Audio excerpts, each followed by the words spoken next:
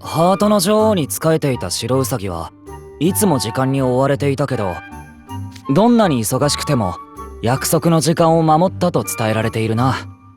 そのためには一日中走り回ったりもしたそうだ。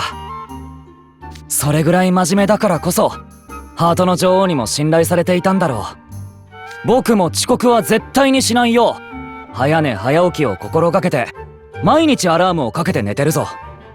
だって時間はきっちり守らないと優等生じゃないだろ。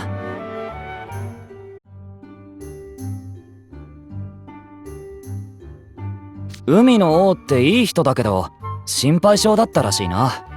そういや、お目付け役に娘を見張らせたって話も聞いたことあるぜ。見張りか。海の王は娘の安全を考えたんだろうけど、ちょっとやりすぎじゃないか。うちの母さんは好きなようにやらせてくれたぞ。好きなようにやりすぎたこともあるけど。やりすぎってどんなことしたんだよ。いろいろだ。今は感謝もしてるし反省もしてる。だから恩返しの代わりに学園での生活を頑張りたい。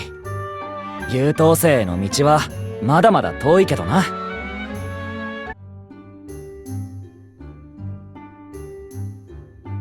さっきエペルに話しかけられたんだけど何を言ってるかわからなかった。あいつ時々謎の言葉を喋るよな。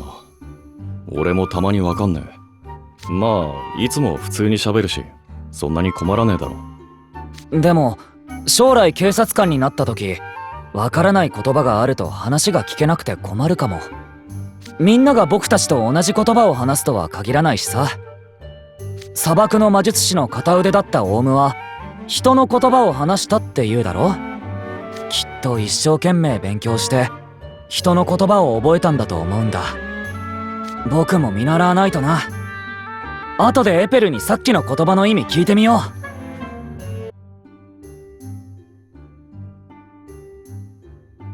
ハートの女王はクロッケーのプレイ中の死後は絶対許さなかったって逸話があるよな。理由？そりゃあうるさいと集中できないからだろ。俺バスケやってるからわかるけどさ、試合中にヤジを飛ばされるとめっちゃ気が散るんだよな。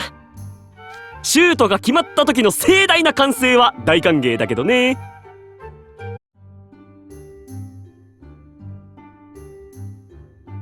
もうすぐ音楽の授業で歌のテストがあるんですけど、ハリネズミの世話してる時に練習がてら歌ったら俺の手を針で刺してきたんすよ。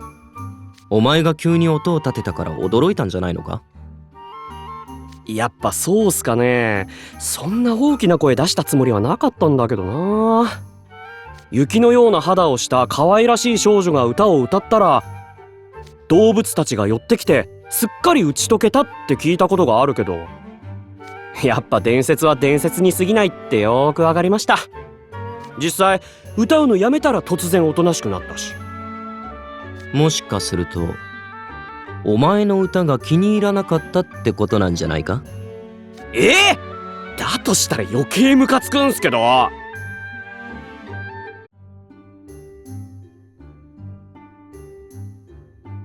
今日の部活ってひたすら体力作りするんですよね。だるー。気分乗らねえならサボればよかったのに。そう思って先生に腹が痛いって言ったんすけど、雷の神の息子と呼ばれた英雄も師匠と特訓を重ねたんだからお前も頑張れって。俺別にバスケ部の英雄になりたいわけじゃないんですけど。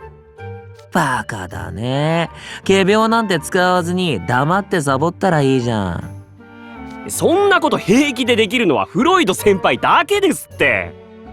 まあ英雄は鍛えた後に大活躍して世界中に注目されたって話だし、俺もそのうち試合で才能を開花させちゃうかもね。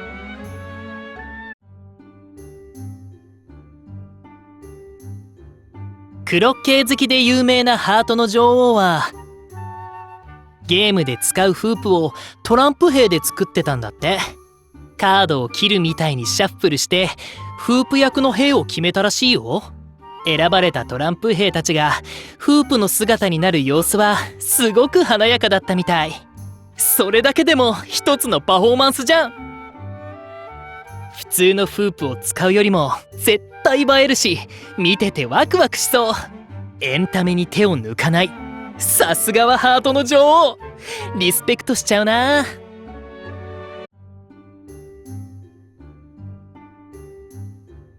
海の魔女はすごく優しくて褒め上手だったみたい。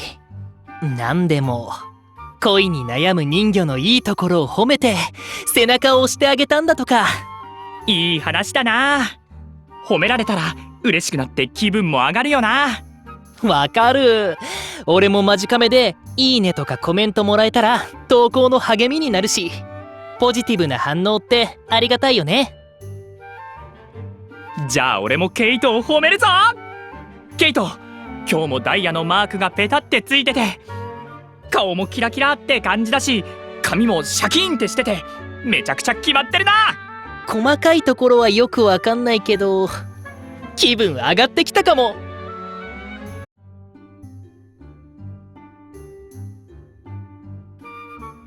スマホの待ち受けを変えたのか？その画像は死者の国の王に従ったというヒドラじゃな。そうだよ。このヒドラ、首がたくさん生えててインパクトやばいよね。お主にしては随分と凄みのある待ち受けを選んだの。今バズってるおまじないなんだ。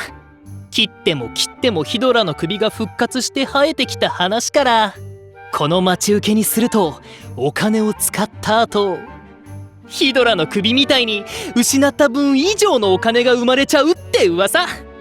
おう、それは実にいいまじないじゃな。わしも試してみるか。ほんと？リリアちゃんとお揃いの待ち受けとか嬉しいな。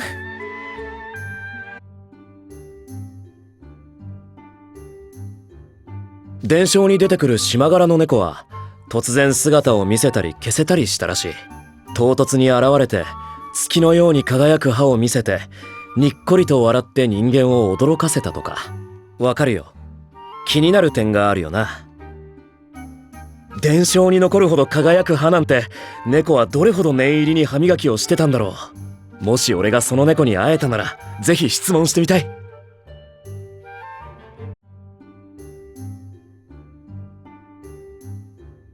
ああ、副寮長の仕事は面白くもあり大変でもある。トレイ君はいつも寮生への気配りを欠かさず素晴らしいね。そうでもないさ。ただトラブルが起きないように気をつけてはいるかな。寮生が法律違反をしないよう前もって注意しておいたり、あとは寮生のストレスが溜まってたら適度に話を聞いたりしてるよ。でも死者の国の王は部下がいつもと違う靴を履いてるのも見逃さなかったそうだ。そんな些細な変化にまでよく気づいてやれたもんだよな。それに比べたら俺なんてまだまださ。そうかい？装いの変化に気づく方がずっと簡単だと思うけれど。人によっても気づきやすいところが違うのかもしれないな。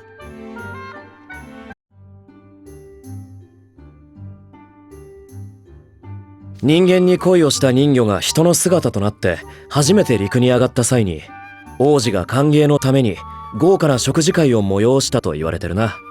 違う場所から来た相手をきちんとおもてなしする素晴らしい精神だ。でも海から来たなら食の好みが違ったかもしれないね。うちの寮にも甘いものが好きじゃないやつがいる。だからパーティーの時にはユニーク魔法でケーキの味を変えて対応することもあるよ。でも味を変えたケーキは甘いもの好きにとっちゃ相当味気ないみたいで、それが手違いでリドルに渡ってしまった時はすごく驚いていた。俺が病気でもして味覚がおかしくなったんじゃないかと本気で心配してたな。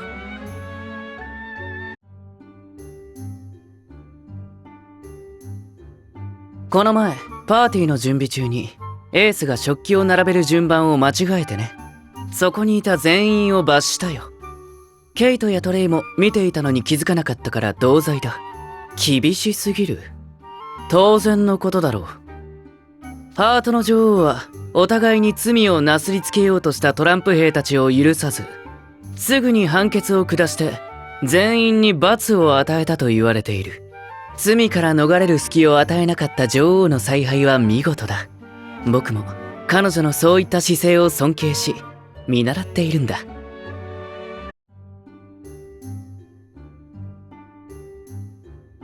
象に乗り豪華なパレードを行った王子の話を聞いたことがあるけれど、それが何のためのパレードだったのか今調べているところなんだ。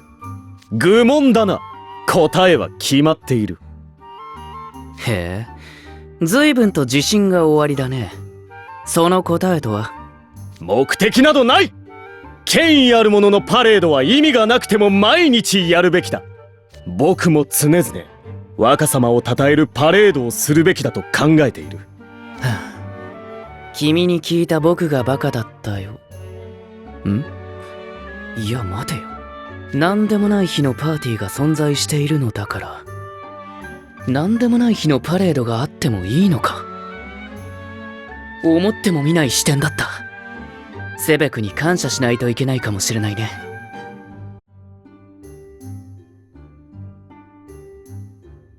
この前エースにハートの女王の法律を守ったら褒美が欲しいと言われてね。